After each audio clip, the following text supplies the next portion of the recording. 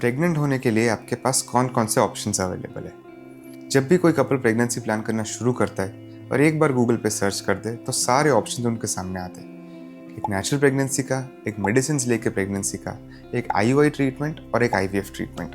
तो आज ये 4 टॉपिक्स पे हम चर्चा करेंगे कि आपको पता चले कौन सी ट्रीटमेंट क्या है, सब में सक्सेस के चांसेस क्या है और आपके लिए कौन सी ट्रीटमेंट सही रहेगी। हेलो, मेरा नाम डॉक्टर जुअल बैंकर है। मैं एक फर्टिलिटी स्पेशलिस्ट हूँ और हज़ारों कपल्स को वर्ल्ड वाइड मैंने प्रेगनेंसी देने में मदद करी है। तो चलो शुरू करते हैं। पहले स्टार्ट करते हैं नेचुरल प्रेगनेंसी।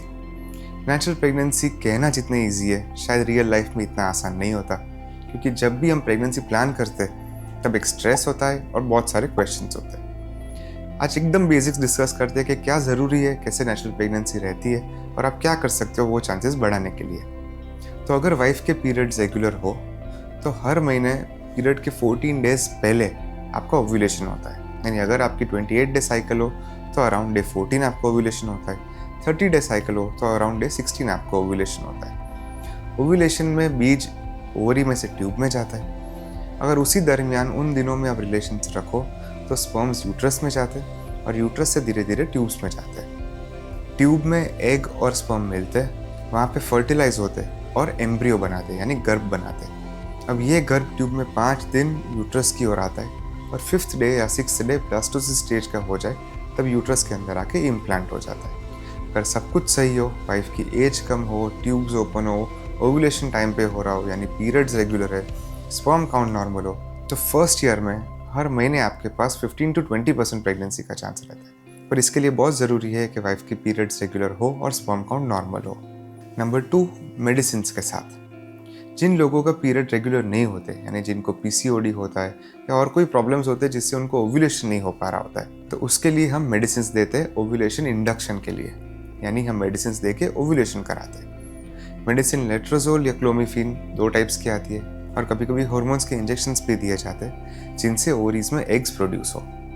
मेडिसिन की वजह से शायद एक की जगह 2 एग्स भी प्रोड्यूस हो सकते हैं, इसलिए प्रेगनेंसी के चांस थोड़े ज़्यादा रह सकते हैं। तो अगर पीरियड्स इरेगुलर है तो ये मेडिसिन के साथ हम ओव्यूलेशन इंड्यूस कराते हैं और उसी दिन आपको रिलेशन रखने को कहते हैं जब ओव्यूलेशन हो रहा हो। इससे आपके प्रेगनेंसी के चांस अच्छे हो सकते हैं। तीसरी प्रोसेस है आईयूआई। आईयूआई का मीनिंग है इंट्रा यूट्राइन इंसेमिनेशन। अब आईयूआई में हम क्या करते हैं कि वाइफ को ओव्यूलेशन के लिए मेडिसिन देते हैं। ये टैबलेट्स हो सकती है या कभी कभी इंजेक्शन के फॉर्म में भी आ सकती है, जिसकी वजह से ओवरीज में 1, 2 या मैक्सिमम 3 फॉलिकल्स बन सके, यानी 3 एग्स बन सके। फिर एक ट्रिगर इंजेक्शन देते हैं जिससे ओव्यूलेशन होता है। तो हम टाइमिंग एग्जैक्ट डिसाइड करते हैं कि कब ओव्यूलेशन हो, और ये ओव्यूलेशन के कई घंटे बाद लगभग 34 to 40 आवर्स के बीच में हस्बैंड के स्पर्म्स लैब में लेते हैं।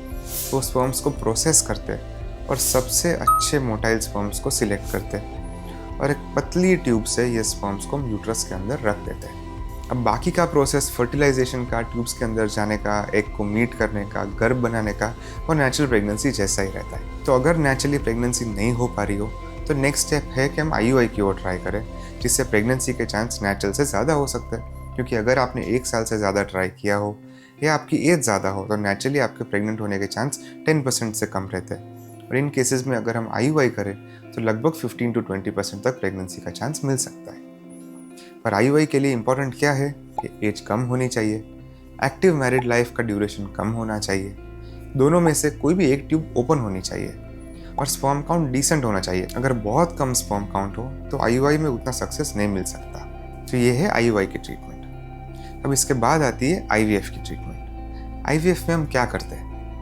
आईवीएफ में हम इंजेक्शंस देते हैं हार्मोन्स के, जिसमें ओवरीज में ज़्यादा फॉलिकल्स बने। नेचुरली 1 बीज बनता है, मेडिसिन से शायद 2 बन सकते हैं। आईयूआई में 1, 2 या मैक्सिमम 3 बनाते हैं। पर आईवीएफ में हम ज़्यादा हार्मोन्स देके बहुत ज़्यादा बीज बनाते हैं ओवरीज में, यानी ओवरीज में जितने भी बीज हो हम सारे फॉलिकल्स को ग्रो करने की कोशिश करते हैं। अब एक बार फॉलिकल्स अच्छी साइज़ के ग्रो हो जाए तो एक पतली नीडल से एनेस्थीसिया देके ये सारे बीज से बाहर निकाल देते हैं और हम आईवीएफ लैब में ले जाते हैं। अब उसी टाइम हम हस्बैंड्स के स्पर्म्स भी कलेक्ट करते हैं और उनको भी आईवीएफ लैब में ले जाते हैं। अब वहाँ पे हम 2 चीज़ें कर सकते हैं, या तो नॉर्मल आईवीएफ या तो एक स्टेप आगे जिसको इक्सी कहते हैं। नॉर्मल आईवीएफ में एक डिश में हम एग्स को रखते हैं और उसके साथ साथ सारे स्पर्म्स को रखते हैं और अपने आप एग्स और स्पर्म्स को फर्टिलाइज होने देते हैं। इक्सी यानी इंट्रा साइटोप्लाज्मिक स्पर्म इंजेक्शन, इसमें हम हर एक बीज को माइक्रोस्कोप में पकड़ते और एक पतली नीडल से एक एक स्पर्म एक एक बीज में इंजेक्ट करते हैं, जिससे सारे बीज को फर्टिलाइज होने का चांस मिले।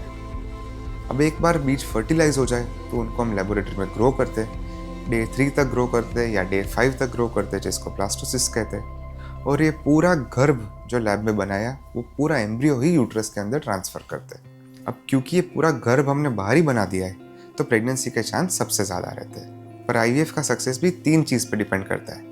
एक, कि वाइफ की एज क्या है, जितनी कम एज उतने ही ज़्यादा चांस प्रेगनेंसी के। 2, कि कौन से स्टेज का गर्भ है, तीसरे दिन का गर्भ है या ब्लास्टोसिस स्टेज का गर्भ है। ब्लास्टोसिस स्टेज का गर्भ ज़्यादा प्रेगनेंसी का चांस दे सकता है। और नंबर 3, कि आप कितने गर्भ अंदर रखते हो। अब जितने ज़्यादा गर्भ अंदर रखो उतने ही ज़्यादा प्रेगनेंसी के चांस, और उतने ही ज़्यादा मल्टीपल प्रेगनेंसी के चांस, यानी ट्विन्स या ट्रिपलेट्स। तो बहुत ज़्यादा गर्भ भी नहीं रखने चाहिए।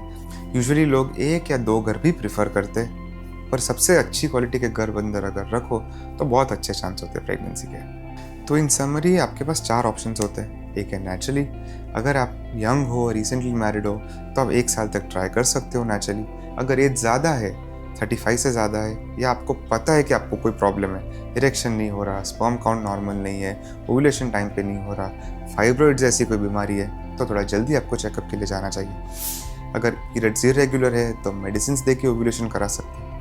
अगर मेडिसिन से भी ना रहे और बाकी सारी चीज़ें नॉर्मल हो तो हम 2-3 बार IUI भी ट्राई कर सकते हैं, जिससे प्रेगनेंसी के चांस अच्छे हो आपके। और अगर और कोई प्रॉब्लम हो, स्पर्म काउंट बहुत कम हो, एग्स कम हो, एज ज़्यादा हो, या IUI से प्रेग्नेंट नहीं हो पा रहे, तो हम IVF करते हैं, जिसमें आपके प्रेगनेंसी के चांस सबसे ज़्यादा रहते हैं। तो उम्मीद करता हूँ आपको सारी प्रोसेस समझ में आई हो। कोई डाउट्स हो तो कमेंट में ज़रूर से बताना। मैं पूरी कोशिश करूँगा सारे क्वेश्चंस का जवाब देने के लिए। मेरा नाम डॉक्टर जुगल बैंकर है और वीडियो देखने के लिए धन्यवाद।